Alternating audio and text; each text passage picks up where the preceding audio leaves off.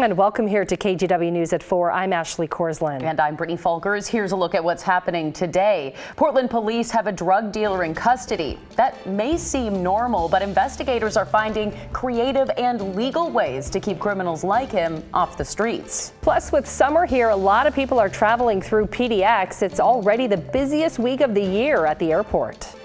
And as we head into the first weekend of summer, we're keeping an eye on some potential thunderstorms. Yeah, Joe Ranier joins us in studio here with a look at the forecast. Joe? Hey, good evening, you guys. And we are going to be looking at some active weather, not so much here in the metro area the next couple of hours, but along the central and eastern side of the state. But with that said, if you're along the east side of Multnomah County, that's probably your best bet at seeing some thunderstorms roll in, as well as some parts of southwest Washington. So let's get the radar right now. We're looking at temperatures in the low 80s on your Friday afternoon. Up and down the I-5 corridor, nothing but clear skies for the most part, but we are going to be seeing some of those thunderstorms pop up just really east of the city and into parts of Longview and Battleground here over the next couple of hours. Most of the activity is going to be down in southern Oregon and northern California, but over the next couple of days, if you're going to be maybe spending some time in the high desert, Bend and Redmond and Sun River, of course, this is the first weekend of summer. A lot of people might be trying to get their vacation plans underway. Expect to see some thunderstorm activity over the next couple of days. And again, start to see a little bit of some thunderstorms move in just west of Battleground at this hour. And this is where you can expect to see where you could be looking at a chance for some thunderstorms here over the next couple of hours, basically throughout the central and eastern side of the state and a little bit along the east side of Multnomah County and in the foothills of the mountains as well. So as we look at the futurecast, we'll put this into motion. You can kind of see once we head into the overnight hours, all is going to be calm and we're going to be waking up to some morning clouds tomorrow morning, followed by afternoon sunshine. And we're going to be looking at a really great start to the first weekend of summer. Temperatures right now are in the upper 70s to low 80s. A little bit cooler over in Scappoose at 72 degrees. Happy Valley, you're seeing a temperature of 77 at this hour. Along the east side of the state, you're looking at temperatures in the mid to the upper 70s. Up in the Oregon Cascades, where you can be seeing some thunderstorms develop here in the next couple of hours. Right now, all is quiet.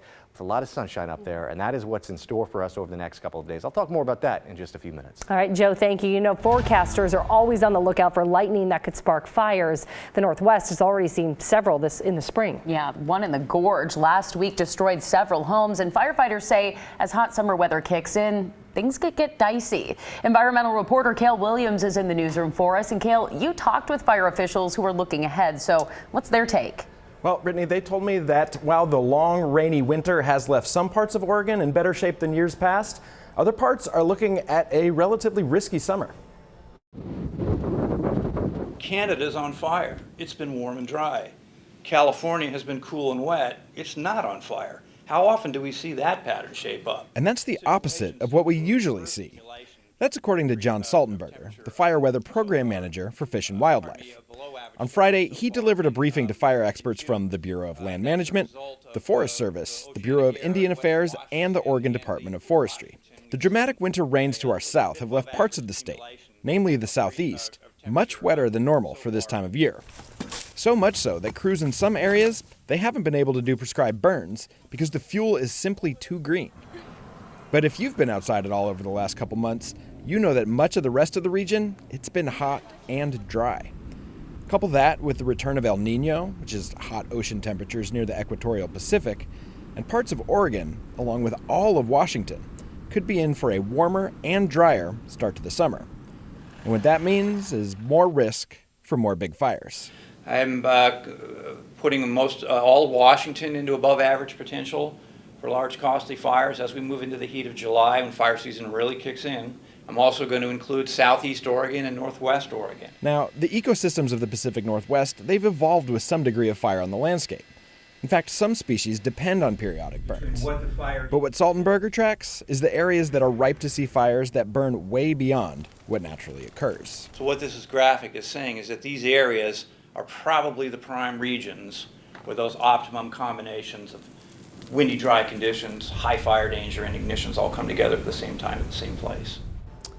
Now, many of those factors are out of our control, but experts stress more than 80% of wildfires, they're started by people. And doing things like putting out campfires, disposing of cigarette butts, and not using equipment that can cause sparks, that can keep all of us safer as fire season ramps up. Back to you in the studio. All right, Cale, thank you. Well, summer travel is ramping up. A lot of Washington schools had their last day this week. Oregon kids have been getting out for the past 2 weeks. Yeah, that means a lot of families are heading on vacation, of course. So let's check in with Ashley Grams at PDX this afternoon. Now, Ashley, this was actually the busiest week of the year for both PDX and SeaTac. Yes, it is. We've seen a steady stream of people coming in and out of these revolving doors behind me in the last few hours, the last day. PDX tells me it is the busiest week of the year so far. Yesterday saw 30,000 travelers heading through security, and today won't be far behind. Many people here at the airport tell me they are heading out on vacation, and their best advice is to plan ahead, especially when it comes to car rentals. Car rentals were sold out, so I had to play it by ear, guesstimating and going back and forth trying to get a car rental, so everything was really tough.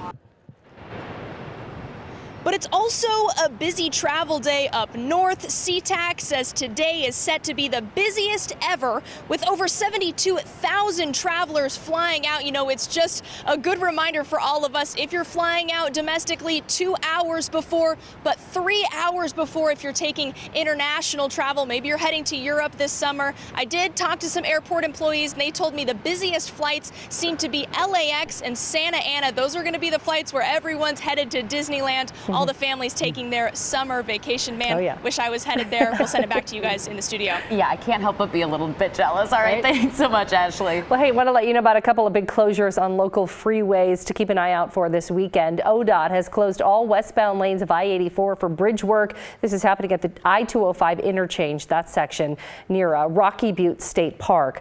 I-84 will reopen Monday morning at 5 o'clock. For a look at the detour and the on-ramps that are closed, you can head to KGW.com. Also, the Morrison Bridge closes tonight starting at 8 o'clock. It's off limits to cars, bikes, and pedestrians through the weekend. This one will reopen Monday at 5 a.m. It's all part of the Morrison Bridge paint project that began last year and wraps up next month. Well, a semi carrying hundreds of chickens overturned this morning, backing up traffic for about 7 hours along I-5 near Capitol Highway. This is video of the accident shortly after it happened around 3:45 this morning. You can see chickens and their cages scattered all over the freeway. Crews managed to clear the road just before 11:30 this morning. Well, the minimum wage is going up in Oregon starting in July. That'll increase by 70 cents an hour, keeping Oregon in the top tier of states for minimum hourly pay. But is it enough to pay the bills? Tim Gordon has been looking into this. And Tim, first, let's explain the Oregon minimum wage system. Yeah, you know, it's a little more complicated than most states. Oregon has 3 levels of minimum wage: the standard rate, then a lower rate for rural areas, and a higher rate for the more expensive Portland metro area. But even here in the city, at the highest rate, workers tell us it's hard to pay the rent. Everybody's got to start somewhere, and in the working world, that may be minimum wage. In Oregon, the minimum wage is going up soon. We went to the Selwood, Westmoreland neighborhood to see how a raise would play, and found 2 baristas at Blue Kangaroo Coffee Roasters who make minimum wage currently, $14.75 plus tips. plus tips. For them and all others making minimum wage, July 1st, they'll earn 70 cents more an hour. Here's how that breaks down across the state. First, the current rates of pay: $12.50 an hour in rural Oregon, $13.50 an hour considered the standard rate, and then the Portland metro area at a minimum of $14.75 hourly. In July, everyone goes up 70 cents, so $13.20, $14.20, and in the Portland metro, up to $15.45 an hour. 70 cents could make a difference in a day, but over time, it'll be nice, definitely. But state data shows only 1 in 20 Oregonians make minimum wage. And a recent study shows that Oregon renters must make $29.72 an hour to afford a 2-bedroom apartment. It is hard. I would definitely say you need a couple roommates, for sure, or aid from friends, family. I definitely think working minimum wage, you cannot go out and get a place by yourself at all. It's not possible. You have to get lucky with like a really sad studio. And sitting in front of the coffee shop, one couple appreciates the need for a raise based on inflation. But then do businesses have a problem then? Because now can they afford employees when they start raising the minimum wage? So it's tough, both sides. As for the baristas, How important are the barista tips? They're very important. Yeah. Yes, tipping is so important for us. So tip your baristas, all right? And something we didn't really touch on yet, the challenges businesses are still facing trying to hire. That's why you see fast food places and others advertising wages dollars above the minimum wage. Ashley? All right, Tim, thank you. Well, tonight, a 5-day Providence nurse and clinician strike will come to an end. They say they'll get back to work tomorrow. About 1,800 union members walked off the job Monday morning. That includes about 1,300 from Providence, Portland, another 100 or so at Seaside, and about 400 hospice care workers. Providence brought in replacement nurses to fill the gap during the strike. The striking nurses say they want higher pay, among other things. Providence previously offered them a 12% raise in the first year of the contract and smaller raises in subsequent years. Well, this is a problem hitting our nurses and hospitals. Now, law enforcement is using an approach to tackle the fentanyl epidemic in Portland. Yeah, police and prosecutors are using all available laws to get the dealers off the street, including charges that you might not expect. Let's bring in Mike Benner now. Mike, you talked to an officer who recently arrested a suspected drug dealer. So what did he tell you? Yeah, Brittany, he says that the guy he arrested did not have a lot of drugs on him. He didn't have a lot of money on him either, and that made it difficult to arrest him for manufacturing, possession, or delivery. This all went down back on June 14th near the corner of Southwest 9th and Morrison. Officer Eli Arnold spotted a guy, later identified as John Baker Jr., dealing drugs. Officer Arnold approached and only found 2.1 grams of meth and 2 fentanyl pills. Again, not enough to make an arrest for any of the obvious charges I just mentioned. Officer Arnold says Baker told him he was dealing the drugs to people who needed them to deal with withdrawals. In other words, Baker was acting as a doctor when he is not one. So Officer Arnold arrested him for practicing medicine without a license. Yeah, we're just trying to find some sort of way to hold him accountable. I personally find it really just offensive, the selling fentanyl for $4 or something to a guy who's dying on the sidewalk. So whatever we can do to figure out how to remove him from that situation. Yeah, believe it or not, this sort of charging tactic is not unheard of. In fact, since the start of the year, the Multnomah County DA has prosecuted more than a half dozen people for trademark counterfeiting. These are people who stamped fake OxyContin pills laced with fentanyl with M30, ultimately infringing on the trademark of Mallinckrodt Pharmaceuticals. Now, in a statement to KGW, a spokesperson for the DA's office says that it's important to use all available laws to prosecute people who are peddling dangerous drugs like fentanyl on our streets. Back to you. Mike, thank you. Well, we've got much more to come here at 4 o'clock. The Blazers have made their picks in the NBA draft, but now the big question here is about the face of the franchise. Draft night has come and gone. No blockbuster trades, but the Blazers added 3 players last night. Yeah, so now Rip City is wondering what it means for the team going forward. So let's talk to Orlando Sanchez about this. All right, first up, who's coming to Portland? Woo, what a night for the Portland Trailblazers in Rip City, a night that everybody has been waiting for. It went down. The most anticipated draft in years for the Portland Trailblazers. So much uncertainty in a pivotal moment of the Damian Lillard era, sporting 3 draft picks, including the highest they've had since 2007.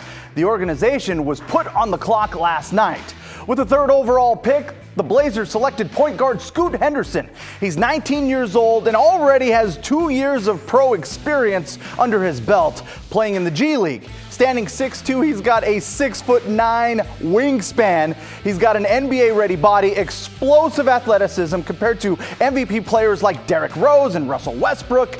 He was called a transcendent talent who some believe would be the #1 pick in previous drafts. I asked him what he brings to Portland. Somebody that's going to come in and attack the basket every single time, put pressure on the defense, and play both ends of the floor, and a winner out of me. You know, I hate to lose more than I love to win. I'm gonna pick Chauncey's brain so much, man. He might get annoyed. You know, that's how much I'm gonna be asking him questions, just trying to learn from him. Fans going to love his energy. The Blazers made 2 more picks, selecting 6'8" forward Chris Murray. He averaged 20 points, 8 boards per game with the Iowa Hawkeyes last season. His twin brother Keegan plays for the Kings. The Blazers also selected guard Ryan Rupert in the second round. He's a 6'7" guard from France who played in New Zealand. So most of the national experts say Portland had one of the best drafts of the night. Wow, that's cool. A lot of people want to know, what does this all mean for Dame, right? Oh, talk about awkward. Yeah. Lillard said publicly he wasn't interested in the draft. Guys that are going to take time to develop. He wanted to trade picks for veterans who can help him right now. Instead, the team drafted here we 3 go. rookies. Yeah. General manager Joe Cronin said he doesn't think he's in danger of losing Damian Lillard and believes him and Scoot Henderson could play together. My goal is to keep both of them. I already said that, I would love to see Dame retire a Trailblazer. I have zero desire to trade him. I really hope this works out here. And I think you can tell how excited I am about Scoot Henderson. If they haven't already, I would expect a serious conversation about Lillard's future real soon. There is a legitimate logjam at the guard position, so they've got to sort all of that out. Cronin said the goal is to bring in veterans, and there are moves to be made. Free agency begins in 1 week. So once again, the drama continues here in Portland as we figure all of this out in one of the most pivotal off seasons in Trailblazers history. We've had so much of upheaval, right, in the last year or so for Rip City, and now moving forward, it's just going to look so much different. So buckle up. Get ready for it. All right, drama. Rolando, thank you. All right, well, let's talk about that forecast out there. Take a live look from the Reserve Golf Course in Aloha. There are some dark clouds out there in the distance. So Joe Ranieri is here now. Joe, tell us what we can expect. Yeah, you see those cumulus clouds kind of building up toward parts of the metro area and along the east side of the state. You might not want to be out on the course this afternoon, but if you're going to be staying here locally for the next couple of days, for the first weekend of summer, you're going to be looking at some really pleasant conditions. So the chance for some thunderstorms possibly along the east side of Multnomah County, better chance throughout the central and eastern side of the state, which we are starting to see them move in. And we are looking at first weekend of summer.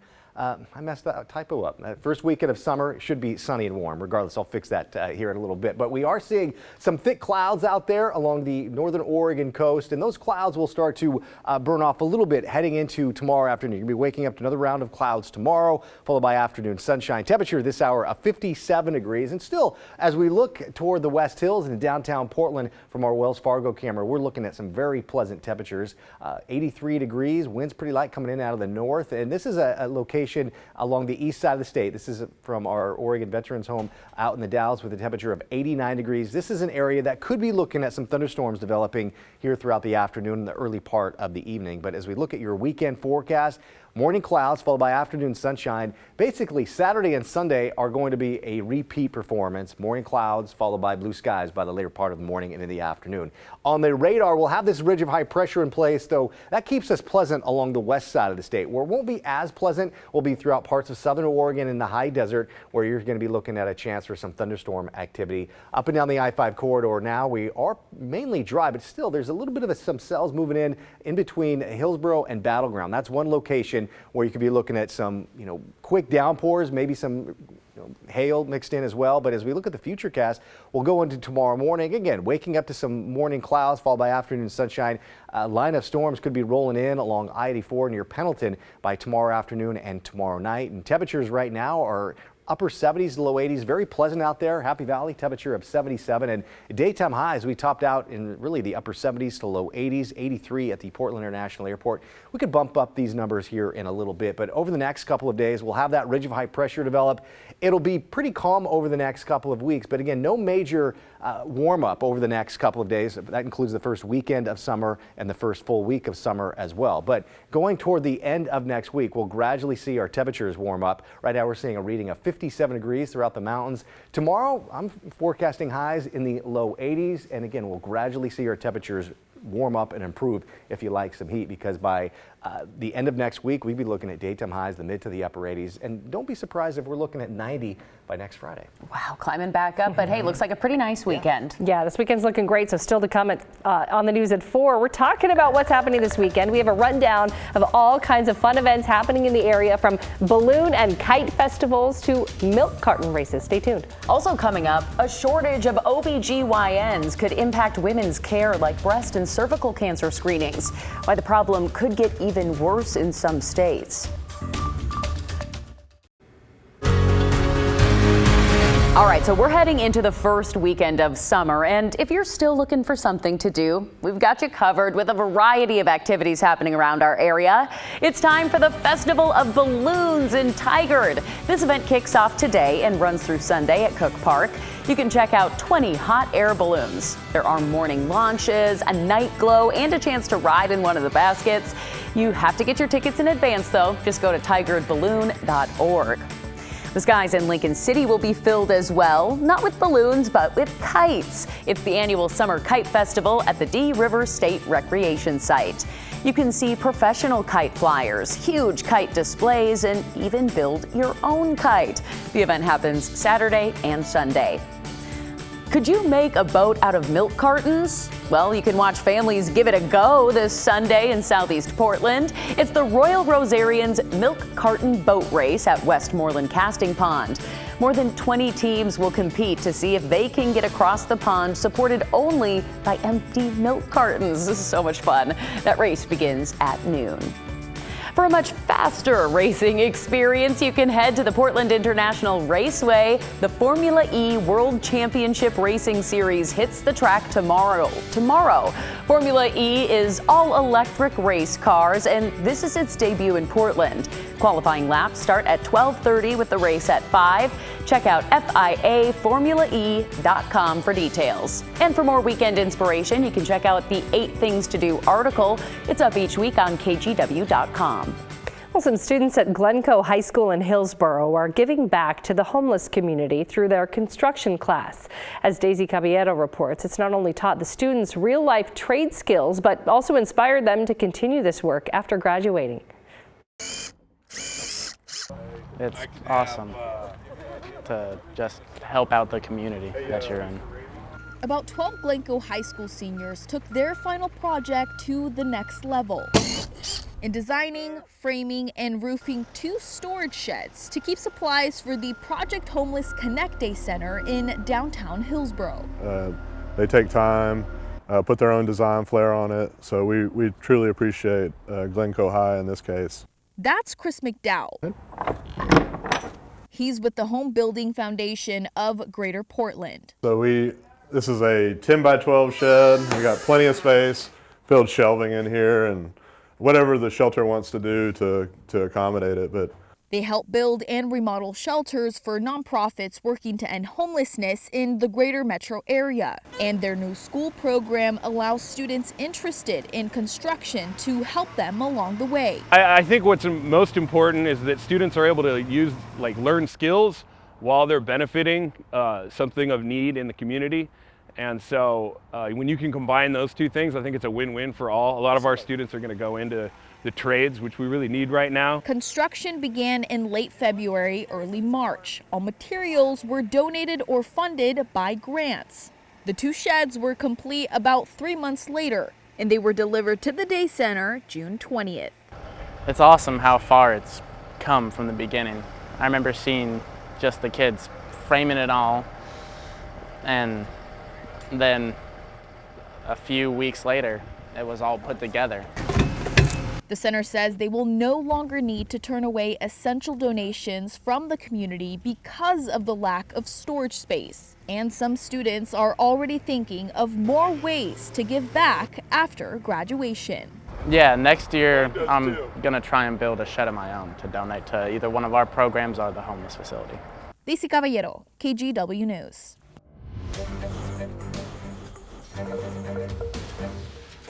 Now at 4:30, tragedy at the bottom of the North Atlantic. The recovery mission in the aftermath of the submersible disaster is now in full swing. Crews have a long road, too, ahead of them. Thanks for joining us. I'm Ashley Korslund. And I'm Brittany Folkers. For the first time, we're hearing from family members who lost a loved one. Coast Guard investigators say this is a complex case to work on. Remotely operated vehicles continue to scan debris less than a half mile from the bow of the Titanic. They've found pieces of the sub. They say those pieces indicate the sudden leak in the pressurized capsule, leading to a catastrophic implosion. Investigators believe their deaths likely would have been instant. Family members of the victims say while they're thankful the 5 men likely didn't suffer, they're struggling with the loss. Just absolutely devastating. I'm still, heartbroken. I think I'm still a little bit in shock. I just can't believe that, this is happening. Logistics will be a very difficult part of the investigation moving forward, too. Crews want to pull the remnants of the sub to the surface, but the ocean's floor is 2.5 miles below the surface, and conditions might make pulling things up very difficult. This weekend marks 1 year since the Supreme Court's decision to overturn Roe v. Wade. People on both sides of the abortion issue are reflecting on how the nation has changed since. NBC's Alice Barr has the story from our nation's capital. 1 year after the Supreme Court overturned Roe v. Wade, the consequential ruling has led to seismic shifts in the nation's healthcare, cultural, and political landscapes. It's complete and utter joy that it was finally overturned. It feels like a betrayal. A new NBC News poll finds 61% of Americans surveyed disapprove of the High Court striking down the constitutional right to an abortion. That includes 77% of women aged 18 to 49 and even a third of Republicans. Nearly half of all U.S. states have now banned or restricted abortion access, with regulations pending in roughly half a dozen more. A patchwork of policies around abortion exceptions for the mother's health have left many medical providers uncertain when they can intervene, some raising concerns about the effects on even routine women's care. We are limiting our patients and our practitioners. And when we do that, we may not understand the ripple effects. As Democrats and the White House press to restore reproductive rights, House Democrats are in this fight until everyone who wants an abortion can get it. many Republican lawmakers are pushing ahead for a national standard. It is time that the recognition of unborn life is consistent and fair. GOP presidential candidates competing for evangelical votes. Every Republican candidate for president should support a ban on abortion before 15 weeks as a minimum nationwide standard. While President Biden is counting on the issue motivating more voters from his side of the aisle. In Washington, Alice Barr, NBC News. And the abortion debate and its role in the next presidential debate will be a major focus of nightly news tonight. That starts in less than 1 hour right after KGW News at 5 o'clock. Well, many doctors say the reversal of Roe v. Wade has made their jobs harder. In a new poll of OBGYNs, 68% say the Dobbs ruling has worsened their ability to manage pregnancy-related emergencies. NBC News traveled to Georgia, where more than half of the counties in the state have no OBGYN at all. One doctor says it takes months for patients to get in to see her, and she calls Georgia one of the most dangerous places in the world to give birth. One thing that really kind of hurts my heart is that people have to wait so long to get in. I get messages all day long from patients who have a problem or they want to be seen or they just need care. The shortage of doctors is also impacting routine women's care like breast and cervical cancer screenings. And new doctors might be hard to attract to states like Georgia. Listen to this. A recent study of almost 500 medical students showed that a majority are unlikely to apply to a residency program in a state with abortion restrictions. Let's take a look now at some of your other national headlines. Crews have reopened the bridge that collapsed in Philadelphia 2 weeks ago. Traffic got moving again on I-95 this morning. Officials initially said it would take months to repair, but it has taken less than 2 weeks for the temporary fix. A fiery crash caused the collapse, which killed the driver and created traffic issues for tens of thousands of commuters.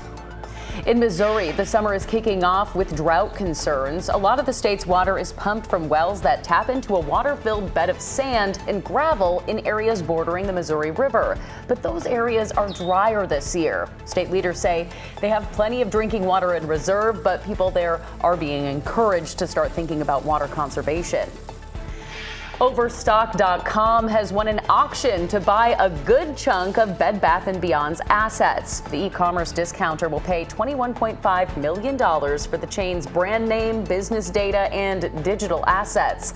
The deal does not include keeping Bed Bath & Beyond stores open. And this will put you in the mood for dinner. Cheese. The famous Ellsworth Cheese Curd Festival is underway in Wisconsin. It's the 22nd year for the event. Each year, the Cheese Curd Festival Committee features a signature cheese curd theme. This year, it's Nacho Supremo. Delicioso.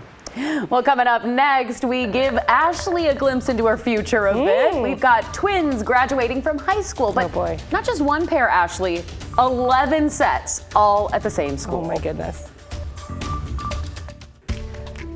All right, we may have found the perfect story for you, Ashley. Your twins are about to be in kindergarten, Yeah, right? I can't believe it, yeah. It's like growing up so fast, but this could be a glimpse into the future. A high school is graduating 11 different sets of twins. That's incredible. All right, so none of them are identical twins in this group. They're all fraternal. Pat Battle takes us to Allendale, New Jersey for the story.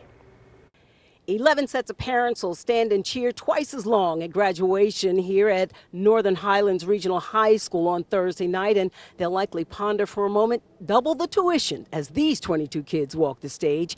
They're all twins. I'm going to Penn State, he's going to Lafayette. I'm going to Penn State, and he's going to WPI. I'm going to Bergen Community, and he's going to Montclair. In fact, only one pair has opted to continue their dueling education together. It's the University of Florida for these two, but separate dorms. We decided against that, figured that we would branch out and meet new people, because then if we were to room together, we would just spend all of our time together. Funny thing about these twins, none are identical, and they're all, well, really their own person. We're very different people. I mean, like, we're pretty much complete opposites. I mean, even in skin tone, we have one Colombian dad and one white mom. But, like, we are very different, but I don't know. I think that differences bring us closer together, and he's always been my best friend. Probably just our personalities. He's very loud, outgoing.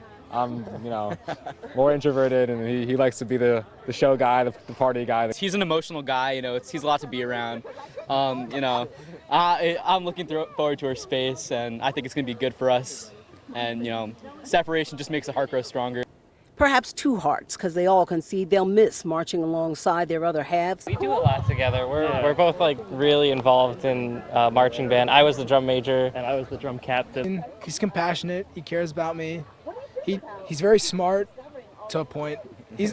I always say this to my parents, he's the smartest kid in school, but the dumbest one out of school. While 11 sets of twins may sound like a record at any given school, it ain't one here. Back in 2021, there were 16 sets of twins at this school. Thing is, it was the COVID year, so nobody knew. We'd go for walks or do whatever just because you have someone your own age in the same classes, someone to complain to about classes or talk about tests. I'm a twin, and probably so, but my sister and I have our backs, always had each other's backs, but I certainly know what it is to be a twin, so. So, yes. Are you from here? What is in the water? I'm not from here, from Rockland County, so. You brought it with you. Maybe I did. I love hearing them talk about one another, and it's so true. Like our twins, I have girl-boy twins, and they couldn't be more different. They love each other so much. They fight a lot. But we asked them, do you want to be in the same kindergarten classroom or different ones? And they absolutely want to be together. So I thought they'd actually pick different. It was pretty cute. Gosh, that is just so adorable. I know. Oh, it's a pretty cool bond. Well, okay, still here to come here on the news at 4. Grant McComey takes us to the Oregon dunes where there's tons to do. He also answers the question, where did all that sand come from? Spoiler alert, if you think it's the beach, guess again. Well, you guys, when we chatted about 45 minutes ago, all was relatively quiet around the metro area. That has since changed. Earlier, I was saying there's a chance for some thunderstorms. They are starting to develop over in southwest Washington near Vancouver. So if you're near downtown Vancouver over the next 20-30 minutes, you might want to stay indoors. I'll talk more about your detailed forecast and your weekend forecast in just a few minutes. Well, if camping and travel are on your summer agenda, we have a fun suggestion for you. Yeah, it's a giant sandbox that you can play in. Grant McComey takes us there.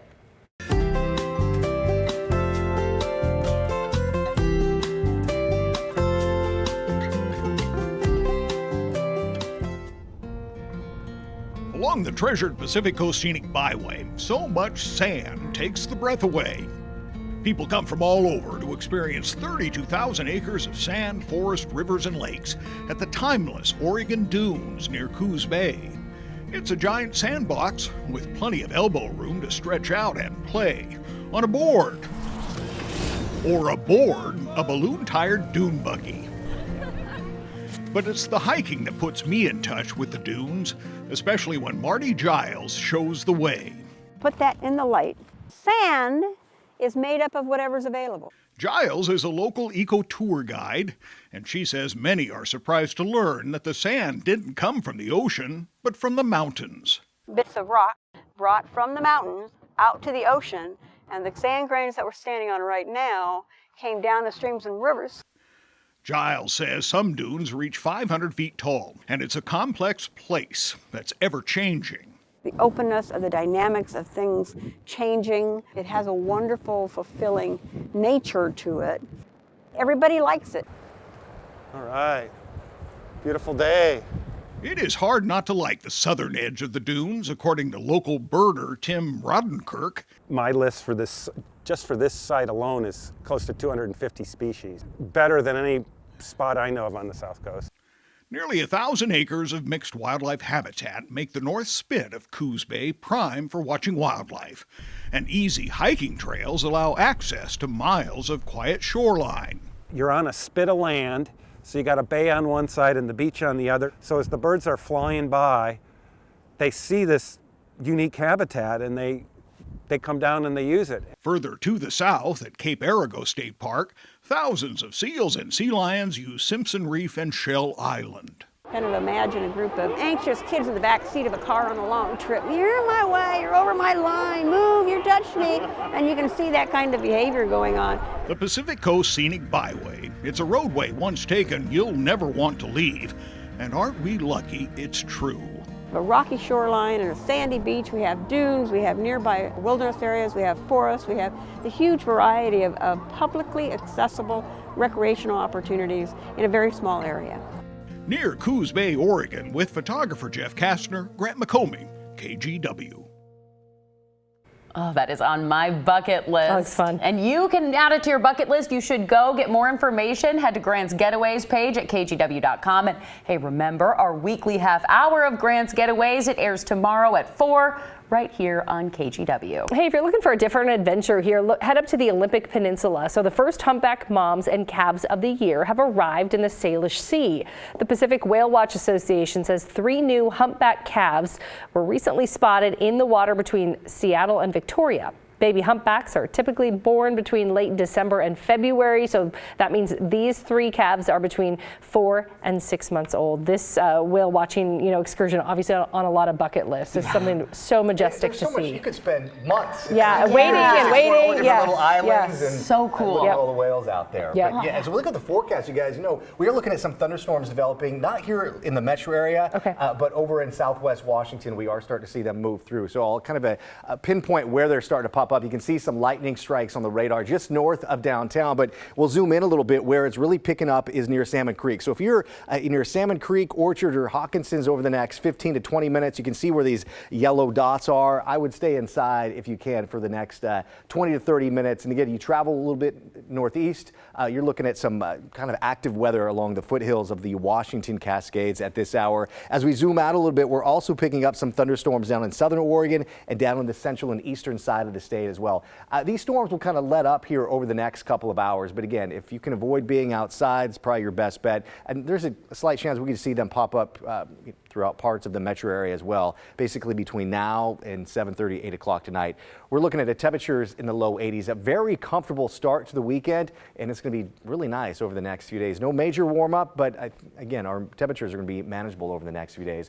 High right now at the Portland International Airport of 83, a little bit cooler in wine country over in Yamhill County. You topped out in the mid to the upper 70s this afternoon. The Dalles, you saw highs close to 90 degrees, and we will get that warm, but we're going to have to wait another 7 days or so. Looking at the current temperatures, upper 70s over in Clackamas County, West Linn 83, and Sherwood, you're seeing a warm temperature in the mid to the upper 80s at this hour. So as we get the next couple of days, we'll start to see really improving conditions. Again, a slight chance to see those thunderstorms really stay along the central and eastern side of the state over the next several days. Kind of your typical kind of summer weather pattern. A little bit of some unstable air throughout the central and eastern side of the state. But again, we will be seeing really quiet and calm conditions after this afternoon throughout the west side of the state. But this is where the thunderstorm outlook is going to remain tonight. You can basically see the central and eastern side of the state in a little bit into the metro area. I think if you're along the east side of Multnomah County, we're talking Gresham, there maybe Sandy, you'd be looking at a slight chance for some thunderstorms to develop. In terms of rainfall amounts, very minimal. And again, some of these thunderstorms that we're picking up right now on the radar, what you call kind of dry thunderstorms, there could be some lightning strikes, but not much in terms of precipitation associated with it. And heading into tomorrow morning, we'll wake up to morning clouds followed by afternoon sunshine. Right now, we're looking at temperatures in the mid to the upper 70s. You can kind of see some dark cumulus clouds building up over throughout the central and southern Oregon Cascades, and that's where most of those thunderstorms will be. But again, I'm putting a slight chance for some thunderstorms here locally here over the next couple of hours. Overnight lows will be dropping down into the upper 40s to low 50s. Tomorrow morning, we're going to be waking up to clouds with afternoon sunshine, just as nice for Sunday. A little bit cooler for Monday, and then as we head into the middle part of next week, we will be looking at temperatures right around the mid 80s. And then Thursday and Friday of next week, we'll be looking at temperatures in the mid to the upper 80s. And don't be surprised if we're close to 90 degrees for Friday. But again, long-range models show it doesn't show a long stretch of sunny and hot conditions right around 90. It's basically 1 or 2 days, and that's it. Yeah, but this weekend, I mean, it's first weekend of summer. There's so much going on. You couldn't ask for better weather. All right, thanks, Joe. Well, ready or not, this baby surprised her parents with an early arrival. Why doctors call her a miracle. A Western Washington couple just experienced really the most extreme span of emotions that you can imagine, from the birth of their child to a heart-stopping discovery with their newborn baby. Yeah, it all played out too on the side of the road. Can you imagine that? Wow. A couple of weeks ago, Allie Utella's water broke while they were on the way to a birthing center. They were on Highway 101 on the Olympic Peninsula. Her husband Chris pulled over, called 911, and then delivered the baby. But the baby got stuck mid-delivery. Her tiny lungs filled up with fluid, and then she wasn't breathing. That's terrifying. Well, that's when a state trooper stopped to help and got medics to rush her to the hospital, where she was in the NICU for 5 days. She is home now, and doctors say she's doing great. They did tell us at the NICU as well that she was the miracle baby. For sure, most babies don't make it that come into the world like that. She's incredible. It was definitely an experience, and I'm just really thankful that everything played out the way it did. Oh my gosh, she is a little doll. What a cutie. So the family has since gone back to that very spot on the side of the road. They say it's special to them now, and they do plan to visit every year on Aria's birthday. So her name's Aria. What a beautiful little baby. Yeah, she's just a little Good ending. peanut. Such a great story. And there are wonderful stories of families and of just like this in our community. So if you know of a story we should tell, a person we should profile, text us. So that number on your screen, 503-226-5088. We'd love to hear from you.